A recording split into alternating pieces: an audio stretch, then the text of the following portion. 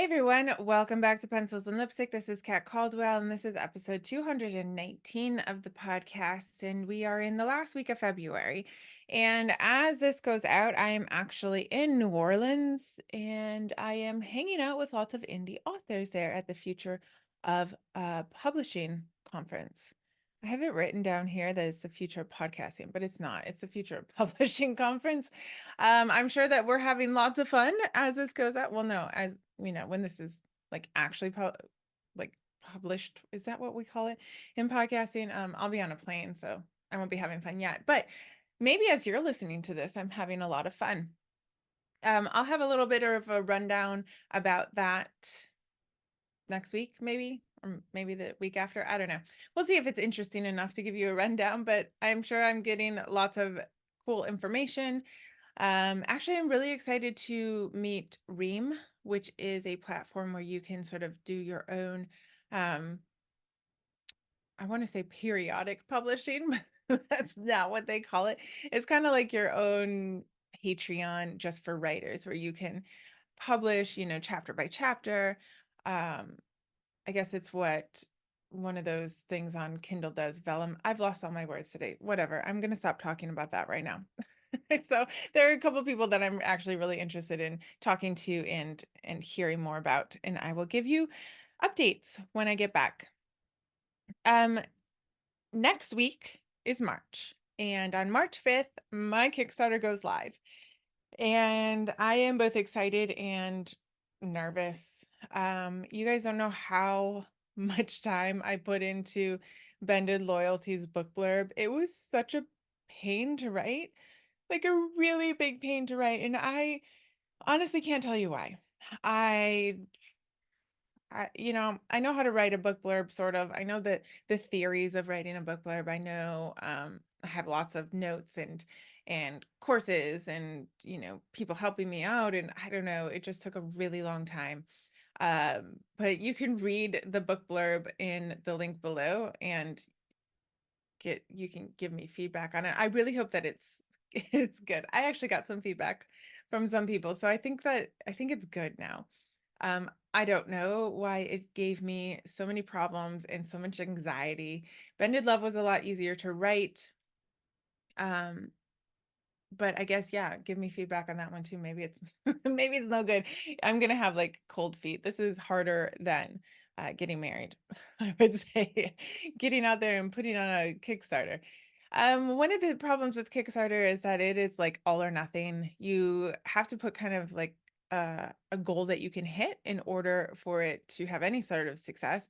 So if it doesn't hit the goal, you don't owe anybody anything, but they also don't pay you anything. And then you just have to grapple with your sense of failure and, why are you even doing this in the first place? Voices coming at you. So nobody wants to do that.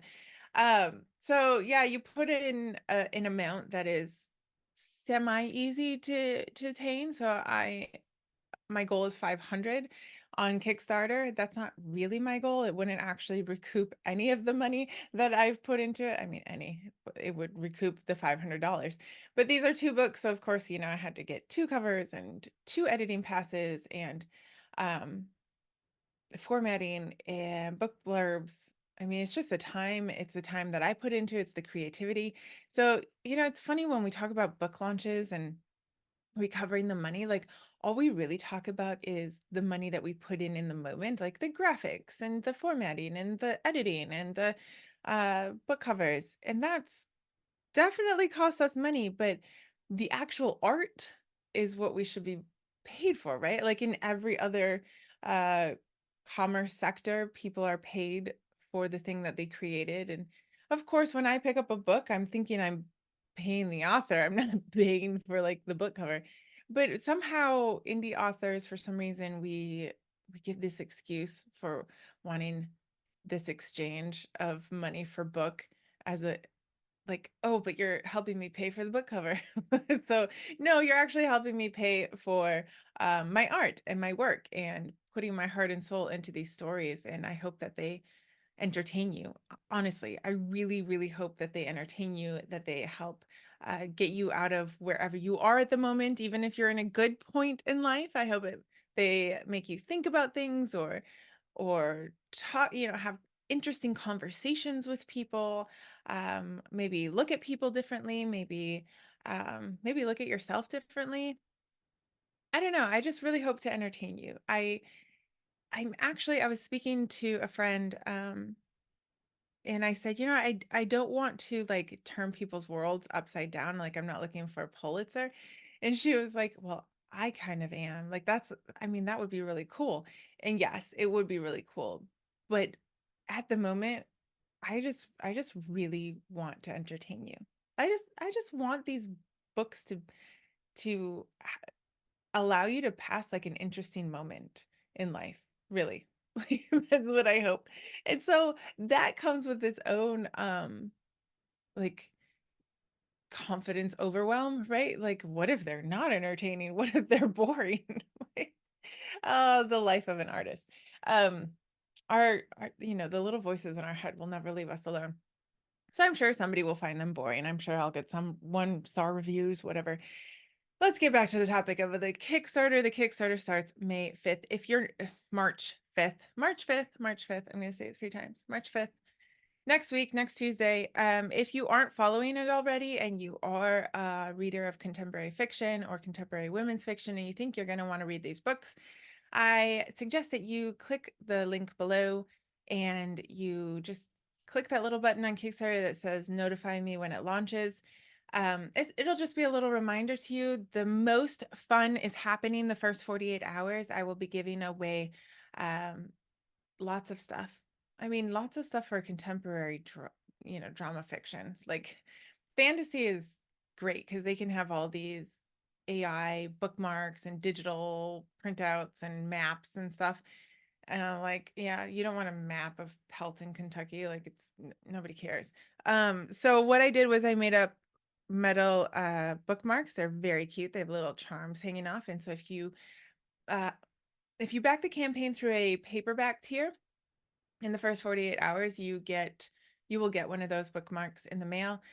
You won't be able to choose it. It will be at random, but they're all cute. They're all really cute. Uh, you can also add them on as an add-on, and then for any tier, you will get the digital recipe booklet that goes along with what Charlotte makes in Bended Love. And the paperback tiers will also get a printout of the recipe book. So that's really fun. There's lots of different little add-ons and things, and you can always add on the digital book recipe booklet or the printed recipe booklet, and you can add on the bookmark. But if you think you want them and you want to read the books first 48 hours, you get it all. Like, you know, from what I just said. Whatever. Today we are talking to Brooke Adams Law. As she says, she sounds like a law firm, but she's not. She's a writer. And we are going to talk a lot about her writing summit, about her writing from the heart and writing passionately. And I just love hearing all these women talking about their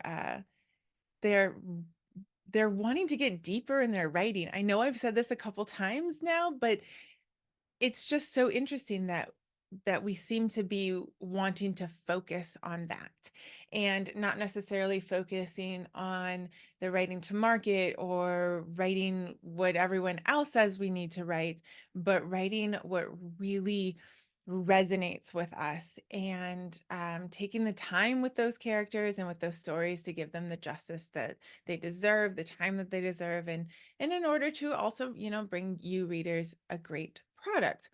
Us readers. I mean, I'm a reader too. So I think that you're going to really enjoy Brooke Adams Law, learning more about her. She's out there. She's been talking to a lot of people. She talks to Tracy Skuse and other people that I know, Susan DeFreitas. So we're all kind of like in this little circle.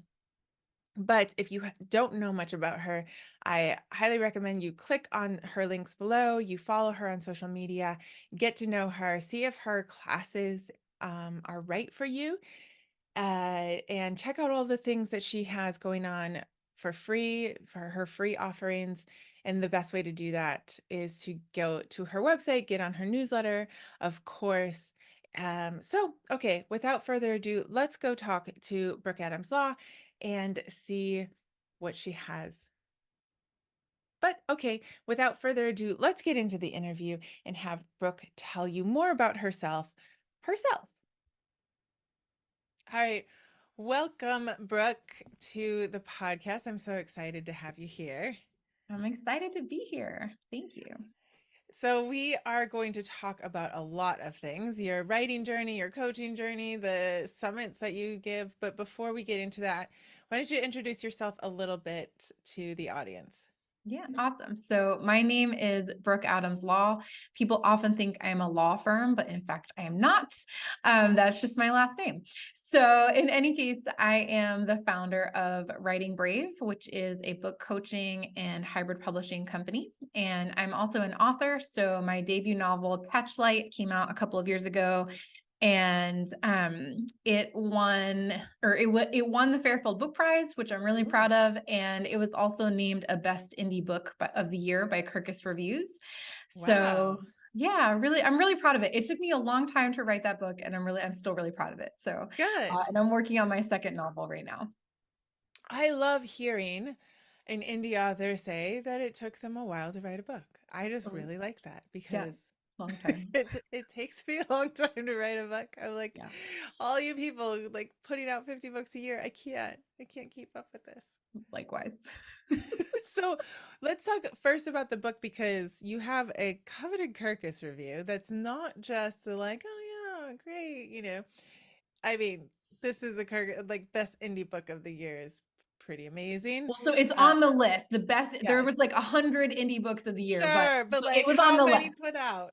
How many compared to how many that got Yeah, out? that's There's true. there's thousands. So tell us about that journey. Like when did you start writing? What sort of goes into fulfilling that dream of publishing Catchlight? Yeah, yeah, I love this question. So it was sort of a lifelong dream of mine to publish a book. Like I remember being 4 years old and being like, people write books for a living. Like I want to be able to do that, right? So I first had the idea for this novel in 2007. So I had recently graduated from college, and like many liberal arts majors, I was working at Starbucks and living at home and being like, oh God, what's next? Like, what's next for me? And it's really interesting because at the time I felt very sort of judgmental about those circumstances of my life. And looking back, I just see really clearly that if I had gotten some like big fancy office job, I probably never would have started that book, right? So Oh it's just wow. really interesting how things turn out, right? So Right. I got the idea for this book, which is about a family of four grown siblings who kind of can't stand each other, and their mother is diagnosed with Alzheimer's disease, and they're basically like, what now, right? So the book Yeah. is sort of about how they figure out how they're going to take care of their mother, and also then how they're going to have relationships with each other. And Right. so I had this idea and I started writing, and I wrote for like a couple of years, and then I had a draft and I was like, all right, I did this draft and it is really bad. And like I knew that it was a pretty bad draft, but I didn't Okay. know how to make it better. Mm. So I ended up going to get an MFA degree, so a Master of Fine Arts in creative writing. And it's funny because I was just listening to your interview with Gabby Pereira, and I was basically like, I don't necessarily recommend getting an MFA for most people. However, that was the path that I took. And I was able to, during that program, really take the draft that I had, and I started it over from scratch like two times. Oh, wow. And I ended up with a book that I am like so proud of it. Like I'm like, wow, that was like everything that I had went into this Yeah, book. Right. So in total, it took me about 7 years from the time that I first had the idea to the time when I had that, finished that's draft not that I was really proud of. bad. That's not bad 7 years. though. And then though, it took me another 6 years to get it published. So it was Yeah, definitely always a the journey, but publishers. I was relentless. Yes, yes. But you were young and that's a big idea for a book. Yeah. So I commend you for even starting it because I can see like a young 20-something-year-old being like, fabulous idea. Mm. Don't even know how to start. Like, Mhm. not even, how do I even start? Even to get to a bad draft, that's pretty amazing. Yeah, thank you. I think I sort of came to this idea. So I had watched my grandmother go through Alzheimer's, and then at the time that I first had the idea, I was reading this book about an older narrator who was like in their 80s, and they had recently retired, and they were sort of on purpose making peace with their memories. And I remember Okay. asking myself, like, but what happens if you get to the end of your life and you don't get to do that, right? You don't get Ah, to kind of consciously reflect on your life and sort of look back on things. So that was sort of where the seed of the idea first came from. And yeah, I sort of went with it. I was like, I don't know if I can do this justice, but I'm going to at least give it a try. yeah, and what I love is that you worked on it and you're proud of it, because I know a Mhm. lot of, like, writing is one of those things that it's technically free, right? Like, I mean, you got to Mhm. buy the paper or like a Word software, but you can just pound away at a keyboard or write away, onto your paper all you want in life, but like it is difficult to get to the end of the story and then know if it's good, bad, ugly. And like half the time the publishing industry won't really tell you. Just because they send a rejection doesn't mean that it's the book, Mhm. So like, so you said that you knew it was bad. Like, how did you, but it's still worth working on. So like, how did you Mhm. know that, like, you knew you could just make this into the story that was in your head, that you could do it justice? Yeah, that's a great Mm. question. I think so. I read a lot, like I just read all the time. And so I had this sort of standard in my mind of like Mm, what a good or just enjoyable or entertaining novel, right? We could always debate about like what makes great writing, blah, blah, blah. right, But I'm always right. like, what makes it interesting? What makes me want to keep Okay. reading? And I would read my own book and be like, meh, like it's not quite there, right? Like, and looking back, I can see now, like, I hadn't plotted intentionally in any way. There were a lot of like disconnected scenes. There wasn't a lot of like, I had to raise the stakes, right? And so those were Okay. all things like I couldn't Sure. quite put my finger on it, but I was like, I just know that it's not quite there. But I was really like, I've already invested these like maybe 2, 3 years of like my free Okay. time, my weekends, like working on this. And I wanted to become the writer who could kind of do justice to the idea that was in my head. And Okay. that was why, like, and for me, this was a very intuitive decision. Like one day I was like, I think I want to look into MFA programs.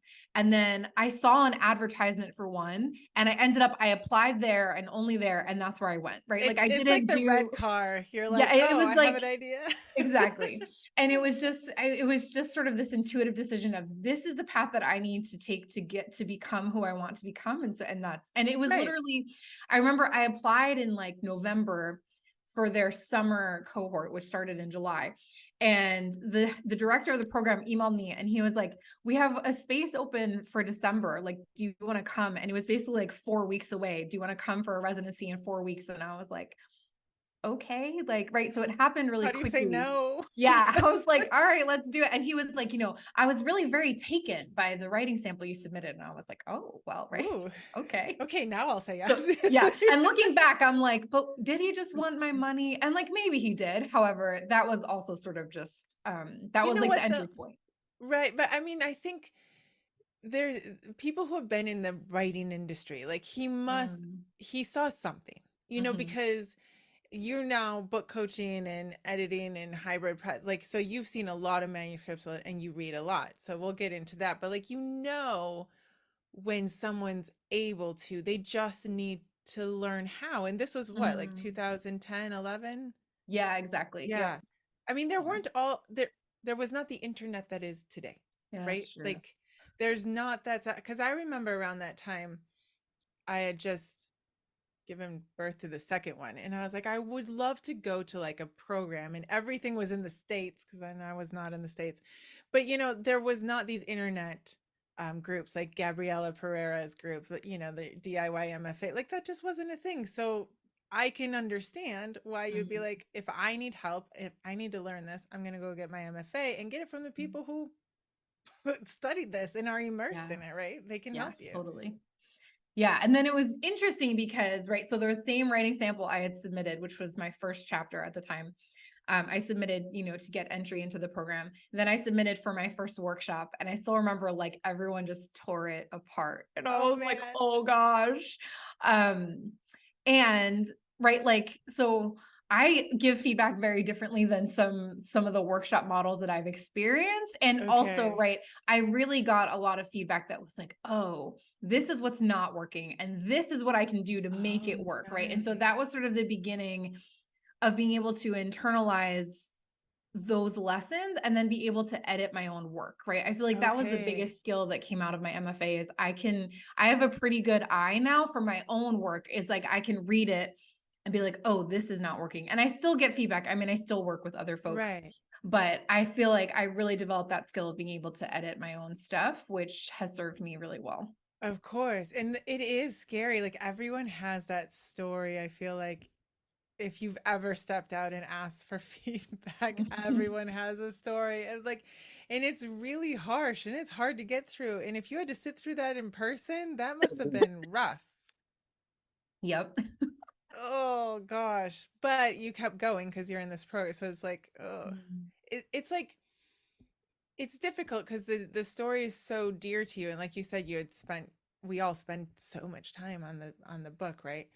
And Mm. you're looking for the feedback, but sometimes it's not given in the in the greatest Yeah, way. and so this is the reason why in my own business, I don't use a workshop model, and I'm not saying that they don't work. I know that people use them and they're very common sort of at the university level and master's level, but I just think for me as a very sort of sensitive person, getting feedback from one person is more impactful than getting feedback from like seven people, especially right Yeah. like you said when you're in a room and you're just like I feel like everyone's looking at me. Oh my gosh, right? So it's just really difficult emotionally. Yeah. And so I've sort of taken that of like, also, where did I find that my own writing most improved? It was actually like when I was working during the MFA program one on one with a professor during the semester.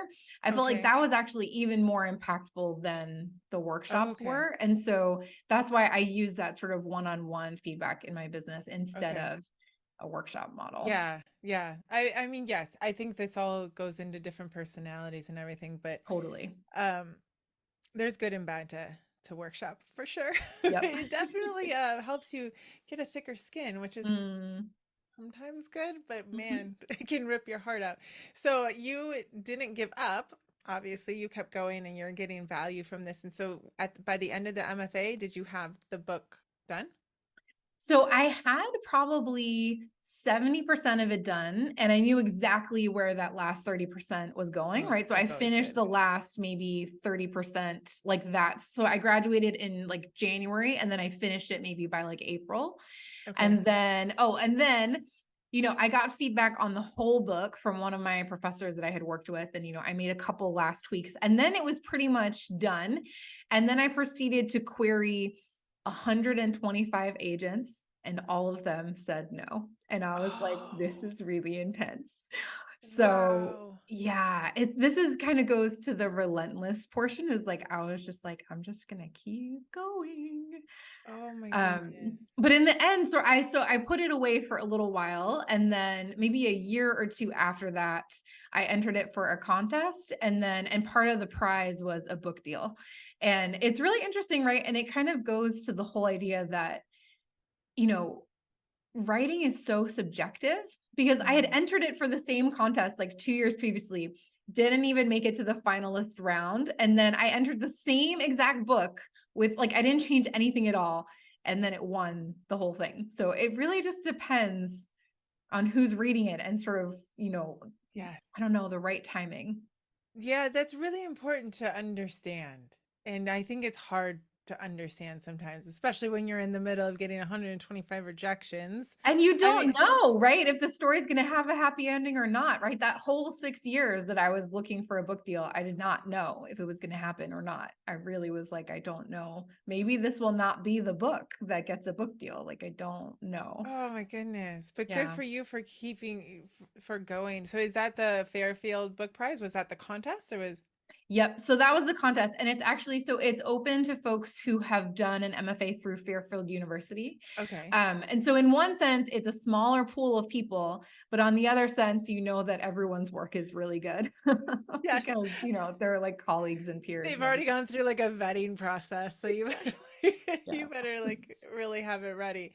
So then did you get a book deal out of that? Was it publish hybrid or fully self or traditional? What was So that no, process? it was they have a partnership with a small independent traditional press called Okay. Woodhull Press, and so they ended up publishing it. Yay. And how has was that 2015, 2016? No, 2020 is when it officially came out. Oh man, I can't add. That Well, does so feel like yeah, a I graduated in 2013, and then it took like 6 years, and oh then six I years got the from deal in then. 2019. Yeah. Wow, good for Yeah. you. I'm glad. I like this story because It can happen it for can anyone. happen. It can happen. It's just like I come across a lot of people just in like day-to-day life. I live in DC, so very like government workers and they're all contractors, and then somebody will like be like, I'm an author. I'm very like not the same as everyone else. And a lot of people will say I've started a book or I've written a book, and for whatever reasons, usually through rejection or through feedback, they've given up. Mm, And I don't like that. Like there is a reader for almost every book out there. Like mhm. believe me, I have edited quite a few different books that Yeah. might not be for me, but there are readers for them. And so it kind of hurts me when I'm like, oh, you got to keep going, you got to keep trying, because in this scheme now in 2023, it seems completely worth it, right? Yep, totally. Yes. But during that time, I was really like, again, I don't know. I don't know if this is going to happen for me. Maybe it won't. But I'm just relentless. Good, good. So after that, so you're trying to, you're going back and forth and sending out all these queries, and that's a whole nother thing for agents. What did you do after your MFA? Did you go back to Starbucks or did you Mm. start? So actually during when I was getting my MFA, I was working for a nonprofit at the time in New York City. And, so I was commuting on the train. So I used to handwrite on the train. I was working Wow. on my book because my laptop at the time weighed like 15 Yes, pounds. remember? That's so So, true. I forgot about that. yes, yes, this is a real You thing. were so heavy, and it's not like there was internet. It's so cumbersome. Yeah. I know, yeah. So it's wild. And I worked at that nonprofit for a long time, and then I stepped out and started my own business. So when the book came out, I had already started my own business and was kind of Okay. building Writing Brave. And okay, so that's Writing Brave that you started. So what Yeah. made you start wanting to help writers? Like you're in the midst of just living your life and trying to get your book published. What made you want to be like, and I want to help other writers go through the Yeah. same pain? Yeah, so I think part of it was I really wanted to have my own business. That was actually Okay. the start of it is I was having some health problems and I needed kind of a more flexible schedule. And my husband moves around a little bit for his work. And I was really like, I do not want to have a job where I will have to get a different job every time we Oof, yeah. move. I want to have something that can be really location independent. And so I actually started off, I first was copywriting. So I was writing websites and marketing emails, things like that for clients. And then I was working with a business coach and my book had just, gotten the deal and I was getting ready. I was, finishing edits and everything and preparing for its release. And my business coach at the time was just like, what are you doing? Like, you're over here doing copywriting for these, businesses. But she was like, you have you have an MFA, you have like this, you have a book coming out, right? Like, what are you doing? Why are you not helping writers? And I was like, that would be a lot more fun. That would be a lot more fun than writing another That makes website. I had just sense. written so many websites by that point. And so it took me a little while to transition, but I just started like talking to people about writing. And the very first thing I did was I would do something called the writing circle on Monday mornings, and we would just get on Zoom and write together. This was pre-pandemic, so before that became all the rage. And that was sort of the beginning, and I just sort of started building a client base from there. Oh, that's amazing. Yeah. I mean, there's something weird about writing. Again, like yes, I want to help writers and like if you think about that abstractly in like 2016, you'd be like, I don't know how. Like, I Mm. mean, again, the world has changed a lot, right? Like Mhm. you were on Zoom before the pandemic, I was too, but it was interesting to me in 2020 when some people were like, "What's Zoom?" Like, Oh oh my gosh, goodness. yes. But that's kind of how the world is, and sometimes like many people come to writing through many different ways, so it's like you have to Mm. find them, like, Mhm. and do you want help or do you know so Mhm. like so how did you find these people who wanted to come together and wanted to write, and then how did you find your niche of Mm. who you help? Yeah, it's taken some time, and I think it's sort of a little bit of trial and error, and Mm, just figuring out like what are the products that I like working on, who are the types of people that I like to work with. And but I really just started posting on Facebook. I would be like, I'm doing this thing called the writing circle and you can come and sign up. And I had, a really basic sign up page. And so then I had this little email list of like 75 people, right? So and it yep. was that was sort of how it started. And it's really interesting because just as I've been meeting more people in our industry, I see a lot of folks who sort of niche down based on, I work with fiction writers, or sometimes even more like I work with fantasy writers, right? So really Hmm. specific. And I don't do that, but I work with a type of person. And the type of Okay. person that I work with who's generally really drawn to my work is sort of very sensitive, very intuitive, very creative, and maybe is feeling shut down for different reasons, right? Maybe because you've had an experience like the one I had in that first workshop where like people just start trashing your work. Yeah. Or right, I kind of walk people through this process that I call of healing creative wounds, of like Mm, all of us have these creative wounds where we made something and it wasn't received the way that we had hoped. And so people who are drawn to my work tend to be like, oh yes, like tell me more about that. And so that becomes sort of an entry point. And I think another thing that I found is, I know we both spoke on Daniel David Wallace's summit, and I did a talk about plotting as an intuitive writer. And so, other folks call it being a pantser, where you write by the seat of your pants. I don't love that yeah. name, but a lot of people know what that is. But that's totally how I write, is I sit down and I have no idea like what's going to come out, and it's not very efficient, but it's a really enjoyable process. And Right. so I just talked a little bit, and it was a very personal talk, and I got a lot of feedback from people being like, this is me, like you are taught, like we think the same, right? And so I was like, oh, maybe these are my people, right? So I feel like I'm Yeah. always kind of crystallizing who it is I'm talking to. But those folks who identify as an intuitive writer, when I use that phrase, I'm like, oh yes, we're right, we can jam. Yes. Yes. And I think every time an industry like grows, and I feel like our industry is has changed so much that it's almost back in the teenage years again. Like Interesting. the Yeah. Kindle has changed everything, self-publishing has changed everything, the internet.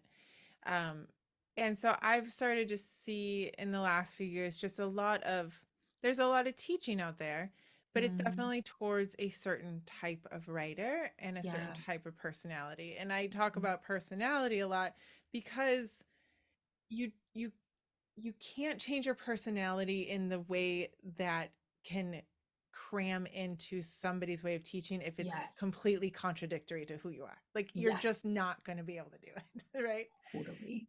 And so I think you're very not opposite, but you're very in a specific spot that isn't being served. Like that group Mhm. of people are not necessarily being served Mhm. because you can be writing any kind of genre and yet be an intuitive writer and not Mhm. really be finding the resources that you need. Yeah, thank you so much for saying that. And I have had, it's interesting because I think there is a lot of shame among Mm, us intuitive writers that we can't plan a book in the way that other people can, or we can't kind of follow like a formula or a structure map or whatever it is, like you were saying, like what some folks teach, which I'm always like, if I like there is so much good teaching out there, and I'm like, if I could follow that I I would, could do but like it. whenever I try to, it just like it jams for me. It just like I just get stuck. So I've had to find these other ways in to my story. Mm, And and sometimes I feel a bit like as a teacher, like, oh my gosh, but my work is not as, it's not as specific or like or easy to understand maybe as some things that other people teach. And also whenever I talk about it, people are like, yes, we want more about this. And I'm like, oh, okay, right. So I'm not the only one, right? It does yeah. feel a little bit like I come at it from an angle that is a little bit different. But Yes. yeah, yeah. And I think we need more people to teach in different ways because I was at Mhm. a workshop yesterday in which it was a great workshop, absolutely wonderful. And because I would love to see if I could write a little faster, like I Mm. could come to my story. And and they were talking about like ask yourself where to find where your character ends, where they think they could never be in the beginning of the story. And I Mm. thought, that's a great question. I can answer it for any story I have finished. Yeah, totally. Ask me about the one that I'm about to start. And I'm like, hmm. Yeah, no, my mind just goes blank. It's like white noise in there. And I'm like, Yeah. or I come up with this great idea and then I start writing it and it just goes, it Yep. takes like a hard left and it goes Never like mind. a different direction. Yes. I 100%, 100%. So then It's so funny. how, So the book go that I'm ahead. writing now, I got 2 years into the process of it when I realized I had this huge epiphany one day looking at a deck of oracle cards. I had this huge epiphany of where all my characters were trying to go. And I was like, oh my gosh, everyone's journey suddenly makes sense. And it's like it's like the main part of the story. But it took me 2 years to get there. And if I had tried to come up with that at the beginning, it just would not have been like interesting. Like I would never have come to that answer. Right. So, I'm yeah, so glad that you are on the show. I'm we're going to be friends now. one of those other people that's like, yes, exactly. And it's really difficult, I find sometimes, to talk about that sort of issue in the writings field, because it is so much easier to teach Mm, the way that, well, I come up with it before I start writing, and this is what happens. And that might come along with certain genres, like mm, maybe cozy mystery or thriller, and mhm, but then there are other genres, like I do a lot of contemporary family dramas, whatever mhm. Amazon niches down to more and more, right? Yep. Like contemporary fiction. We used to just call it fiction. Yep. Um, and like you said, you threw out your manuscript twice. Like I have done that before. And I was speaking on one summit and everyone went, and I thought, well, that's interesting. There's a whole group of writers who aren't willing to do that. Right. Mm. So, but if you get an epiphany, half the time you have to throw out what you just wrote. Yes, and that happens to me, right? I remember being so gratified because the last semester of my MFA, I was working with a professor who I had had a workshop with her like previously. And I sat her down and I was like, okay, there's a lot of change. I'm making really big changes. Like I'm going back to page 1 and I'm changing the setting, which made a huge difference in that book because I had an epiphany. And she just said to me, I always like to hear about big changes happening in a novel because it means you're listening to the book. And I was like, oh, that feels so good, like in my body. Like, yes, I'm listening to the book. So, but yes, I've had people say the same thing. Like, I'll just be completely horrified because I start over the new book. I've started over probably at least twice as well. And it's not that like I throw every single thing out, Right. but I just know where it's going, but I can't go back and change it. I have to like start with a fresh piece of paper. I just do. Yeah. And I would encourage anyone who, like, it's not as hard as you think it is. Like it might, Mm. like you don't, it's a computer, right? Like everything can be backed up to the cloud. Of Mhm. course I have like every Yes. every version of every book.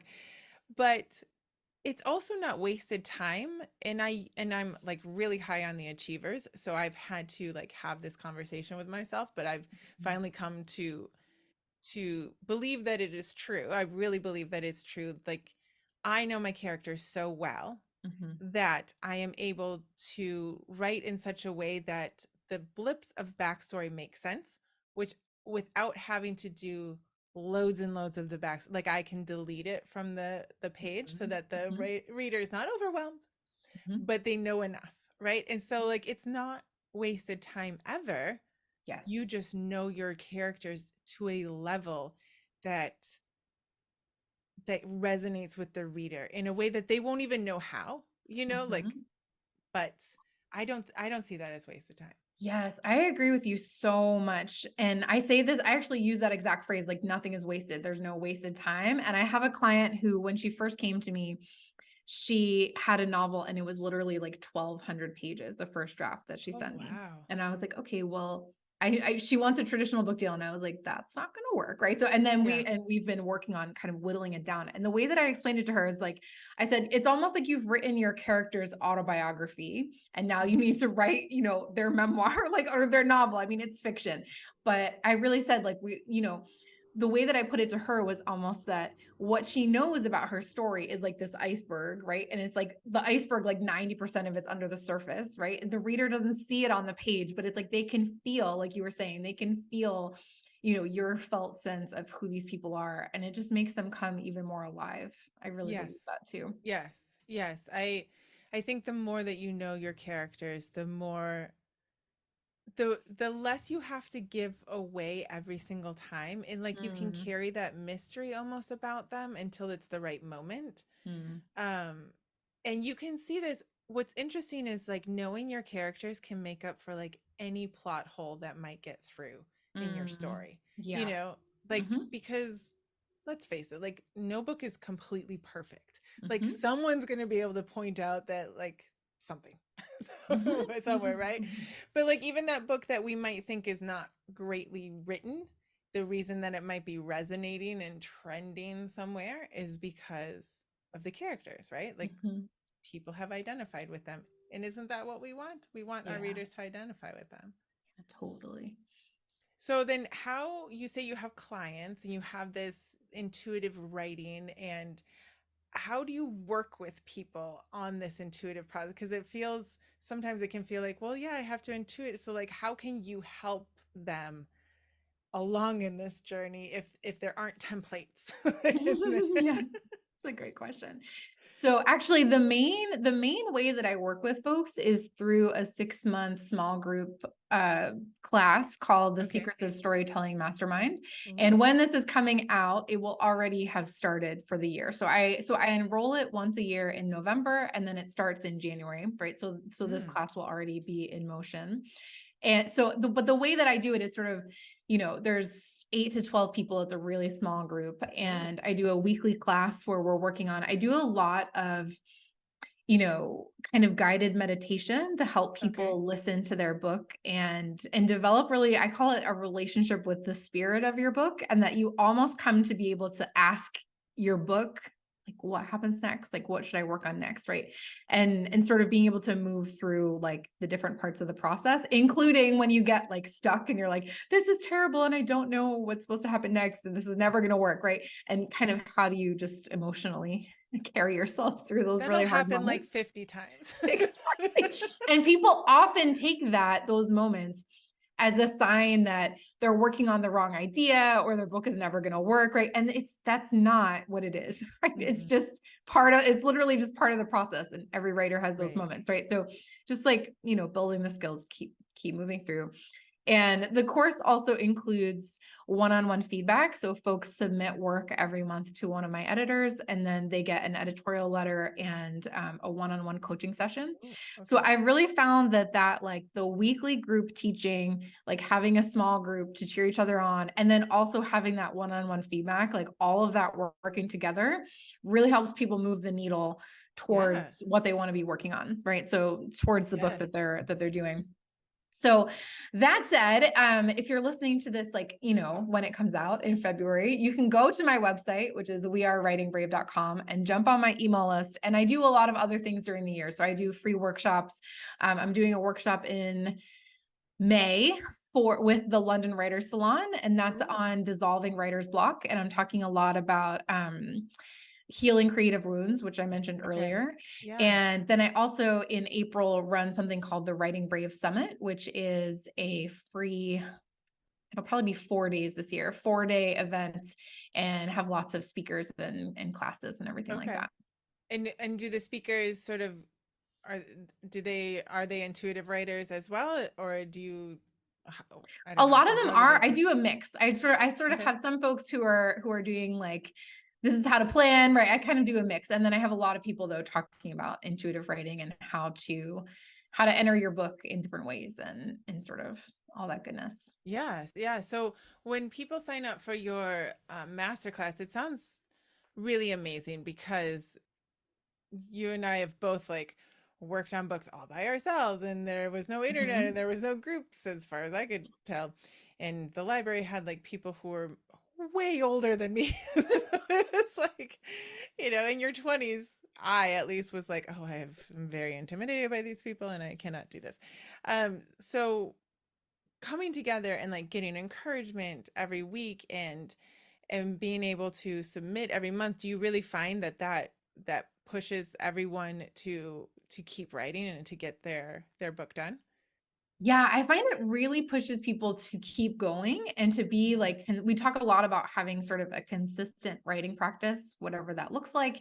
And right, like I said, we do a lot of that emotional work of like when you hit a stuck point, or I do get a lot of people who are writing nonfiction. People hit Okay. points where they're writing about things that are really painful or Mm, difficult to think about. And so, how do you kind of take care of yourself kind of through that process? So I really find that people move forward when they have, again, like you were saying, that group, the yeah. group aspect and then the one-on-one feedback aspect Yeah. together. So they're still working very much at their own pace and doing their Mhm. own. So there's no like, you will finish in 6 months, which I No, always, and it's interesting because I've thought a lot about the promise of the mastermind and whether I quote unquote should be like, you're going to finish your book in 6 months. And what I have found is that just does not work for the type of people that come to hmm, me. And so my goal though is to kind of build skills for people that you can have like as you go right. forward. And another concept that I teach a lot about is this idea of stepping into your author identity, that you can kind of decide that you're an author before you have a published book. So it's very much like Stephen Pressfield's idea of turning pro. It's sort of, which has nothing to do with being paid for your writing, but it has to do with this Okay. mindset of moving, right? He talks about moving from being an amateur to sort of being a pro. And that just means that you show up for your writing every day and you show up, or, not every day, but you show up for it regularly, right? In some Right. form, and you keep going even when you're feeling a lot of resistance, right? So, but I really focus on helping people kind of develop that author identity. And so even when I would say most people do not finish in the 6 months, and some people finish shortly thereafter, and some people, 2 years later are still working on their book and circling back with me though, like I finished a draft. Can I send it? Can we work together? Can you send it to Right. me? Can they send it to me? So it's really fun to get those emails. Yeah, of course. So do you also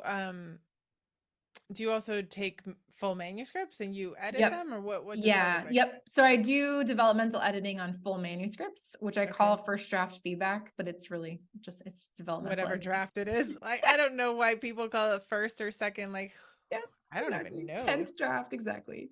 Exactly. So those are the sort of the two main ways as I work with people who have a finished manuscript or right through the mastermind. Is the mastermind works really well if you're either just starting out or if you've written some amount and you're kind of like stuck and need Yeah, some and you need to juice go to keep forward. going. Yeah. Yeah, of course, of course. So, why do you think that the author mindset and the author identity is so important to work on before you're published? Yeah, this is a great question. So the story that I always tell is I was part of this author panel some point during the pandemic. So maybe like I feel like it was early 2021 maybe. And it was supposed to be in person and then whatever there was another wave. And so whatever, we were doing this on Zoom and someone asked this question of like, how do you deal with imposter syndrome? And it was really interesting because I think there were maybe 6 authors on the panel, and most of them were, I would say, more successful than I am, like have sold more books, have won awards, like pretty well-known people. And person after person after person just started saying like, I actually still feel like a fraud and I feel like I'm not a real writer, and when I'm working on my next book Wow. I always feel like the jig is up and they're going to find out, and right, like all this stuff. Oh, yeah. And I was just like, this is fascinating. And so the moderator of the panel, who's someone who's pretty big in the book industry, was like, oh, this is so interesting, and like, this person is kind of a big, like, has a big network, and they were like, maybe we could put together some sort of, because we were talking specifically about essays, personal essays. And so this person was like, maybe we could do something through her company that's like, a certification, so you could, and that would help with your imposter syndrome, like if you could have like, I've been certified by such and such. And I sort of got up on my soapbox a little and I was like, look, if you don't feel like a real writer after having like all these successful books published, then like having a little certification sticker on your website is not going to help. And I said, like, it's really an inside job. Like you can kind of decide for yourself, like, I'm going to become the author that I really want to be. And you can sort of take all those steps to do that internal, like emotional and mental work, or you cannot. And what I found through that experience was just that people having the external validation, it didn't help them internally actually like at Right. all, right? Right. And I think that that's one reason that I was able to keep going through all of that rejection is right. Part of what I did during the MFA was like, I really decided I'm going to build my life the way a writer would. Right. And so part of it was because of the degree, but part of it was really just the practice of like, I'm going to become a writer and I'm going to use this process to become a writer. I have a lot of peers who are in the MFA with me who have never written again. Right. Like, so Yeah. it's not just because you go through and get a degree, like it's Right. not the external validation. It's that internal kind of decision to kind of have that relationship with your writing and to show up for it, on some regular basis. Yeah, that's really fascinating because there's so much that goes into this field, right? But it's Mm, fascinating to hear that everyone feels slightly like a fraud. And unfortunately, that sounds like it almost might become a jewel in our crown to think like mm, yeah, we all think that, we all have imposter syndrome when really what you're saying is like, no, we can get through it and we can call ourselves writers, and why would we not? And yeah. I like that because I was listening. My kids are, I have girls, and so there's a lot of Taylor Swift in my car and Harry Styles. Like, I love Taylor and Swift, so. I love them. But I was thinking like this is interesting how there if you sing a song, you're a singer. Mm, Like that's that's what you do. And how many people do you know who do music on the side, they do full-time jobs, but they love singing and they call mhm. themselves singers? Yep, and it's not as fraught, maybe. Yes. And yet we can't say we're writers. I'm a writer. I'm an author. Yeah. I'm working on a book. Mhm. And I wonder if it's always been like that or it's new. I don't know. But I do like that you're speaking contrary to what is sort of becoming that like norm Mm, of like, yes, imposter syndrome. Like you said, we have these ups and downs always, because in mhm, the end, like, it's great if you can join the Writing Brave, the, I guess, Secrets of Storytelling Mastermind. Like, at least you're getting feedback, you're getting surrounded by people, but in the end you still have to keep writing, right? mhm. And you Yeah. will, of course, your brain is, I mean, our brains are awesome and terrible at the same time. Like, we are our own worst enemies. Like, Mhm. this is no good, especially if you read a great book, you'll come back to your own and be like, oh, throw it all out. This will happen to you several times through the Forever. course of your life. But it doesn't mean you're not a writer. Yeah, it doesn't. And I think there's also a way of like I read books that are amazing and I'm always kind of like sometimes there is that moment of like absolute despair. Like, what is even the point of writing? It's like, that drama queen in my brain is like, what is even the point of going on? Right. But I really try after I let that drama queen part of me kind of rage a bit. But I really try to then use it as fuel of like, okay, what did I like about this book? What do I admire about what this author is Mm, doing? How can I emulate that? How can I sort mm, of always be pushing my edge of like what I'm actually capable of? And that's how right. we improve, right? It's like that's Yes. literally like how people learn. So I'm always Yes. practicing that. Yes. And I love telling people, like, if you don't get one book out and then the next one, you can never see how much you've improved. And like, Mm, for some reason, despite however many times we've told people, like, first draft, nothing, it's like 50 drafts, right? If not yes. 100, if like, or like, first draft of this one, I threw out the other two, like, who knows? Like, it's never really that. It's like the finished product that you read has hours of heartbreak and Mhm. work and revisions put into it. It's always a work of love, no matter what it is, whether it resonates with you or not, right? Yeah. It's it's something that's like, you're a writer if you care about writing the story. Like, if you care, even if you get one book out, 150 books out, I don't know. I'm with you. I want people to say, like, loud and proud, I'm a writer because I wrote a poem in 5th grade. Like, Yes. Own it. own it. So then what does Writing Brave, why did you come up with that title for your company? Yeah. So this goes back to a story where I I got to put an essay in an anthology a few years ago, Okay. which felt like I was like, "Oh my gosh, it's happening for me," right? Someone invited me to be part of an anthology. It was really exciting. And I spent hours and hours. And I mean, I couldn't even tell you how many hours I spent on this like 1,200 word essay. And I mean, just like weeks of time. And I really sort of dug deep and I said really vulnerable things, right? So the essay is called The World I Build for You, and it's about body image like after I gave birth to my daughter. And I'm writing this letter to my daughter who is now 4 years old, and I was just telling her like all the things that people had lots of opinions when I was pregnant about how my body looked when I was carrying her.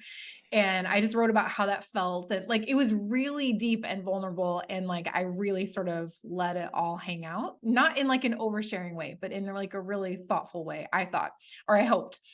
And when I ended up reading the finished collection, I was really struck by the fact that like a lot of the essays were I mean, everything was very well written and a lot of them were very clever and like funny. But I was like, oh wow, not everyone. In fact, I would say most people did not sort of go to the same level of vulnerability that I did. And I really at first I was kind of like, oh my gosh, did I go too far? Did I say too many true things right in one place? And there was sort of some like embarrassment about it. And I really thought about it and I was like, you know what? Like if I'm gonna write something and put it out there, I want it to be the bravest thing that I can say.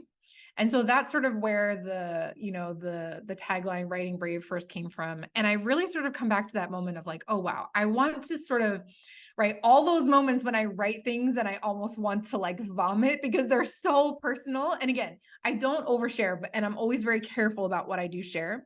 But I want to like always be stretching that vulnerable edge.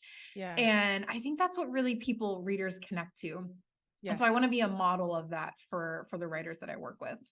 I think you're right. And I was talking to somebody. Who was I talking You to? talk to a lot of I people. talked to a lot of people, but I've talked to, let's say, like a lot of these interviews I'm recording before Christmas and they're coming out. And 2024, like a lot of mostly women that I've spoken to are coming back to this idea of bravery and courage and writing in that way. Like there are many different ways to write, and I don't want to discredit any of them, but I've really come to believe that the braver you are in your own personal convictions, whether it's a nonfiction essay or whether it's your fiction, if Yeah. you're willing to put your passions into the story, Yeah. that is going to resonate more with a reader than anything else that you could do. Like sitting on the fence, you could write a story, but I'm not sure that it will resonate and stick with the reader the way that you might hope as the author. Yeah. I totally agree. So I love this idea of writing brave and like putting it there on your website. Like this is what we're going to do. And we're Mhm. going to encourage each other to do this. And that means different things for different people, right? Whatever that Yes. bravery is. Yes, definitely. And I was saying, I just posted something on Facebook like last week where I was like, you know, it became clear to me that I had to send an email to somebody. And I was just like, I was literally like, I feel like I'm going to throw up. I'm so nervous about sending this email. And then I was just like, everything that I've done in my business, in my life, in my writing that has been like a great result has started with me taking an action that made me want to throw up because I was Yeah. like so nervous about doing it. Right. So I was kind of like, I'm gonna do it. And I did do it. And it was fine. But it was just one of those things where I was like, okay, this is part of living that brave life. It's sort of Right. like doing those things that make you want to It's cry true. It's true. in It is so moderation. true. And I think it's important for us to speak on that, especially as moms and especially Mhm. as moms of girls. Yeah. Like maybe we're more intuitive. I don't know. I'm not a man, so I don't know. I'll only speak for myself. Man, anxiety, nerves, Mhm. bravery, like it's all things that you just have to keep going forward. Yeah. And it will come back. Yeah, you have to And keep being brave. You don't get to yeah, stop. You don't sort of reach this magical point, I don't think, yes. where everything just is easy all the time. It's I just right. It's know. just you have to keep doing that brave Unfortunately, thing. like when you're And then, 5 and you you're like, take breaks. You take breaks where you curl up in your pajamas in bed and you're like, "Oh gosh, I can't Yes, believe that happened." I can't believe, and then you'll find that it's actually okay. And, Yep. yes, I know. Actually, being an adult is hard, man. It For is. sure. So people need to get on your newsletter basically. So if they go to wearewritingbrave.com, they get on your newsletter, and that's where they can really find like the up to date, your summit coming Mhm. up, the Writing Brave Summit, your workshops, and then getting on the Secrets of Storytelling Mastermind next year. Yes. Yeah, so the waiting list, I opened the waiting list like in July. I just start getting Okay. people ready. So, but yes, if you go to my website, you can take actually, I have a free quiz there that will tell you your writing routine personality. So, a lot of Ooh. times people think they have to write every day or they have to write first thing in the morning, and you don't. And your personality might determine what kind of writing routine works best for you. So, I have a quiz Yes. there, which is really fun. Oh, that is fun. Very fun. All right. So we will have the links in the show notes below. And that is probably the best place to go find Brooke Adams Law, which it is so funny that you say that people think you're a law firm. But she's not. She is a writer who is writing brave and wants you to write brave as well. So thank you so much, Brooke, for coming on the show and talking to us. This is a delight. Thanks for having me.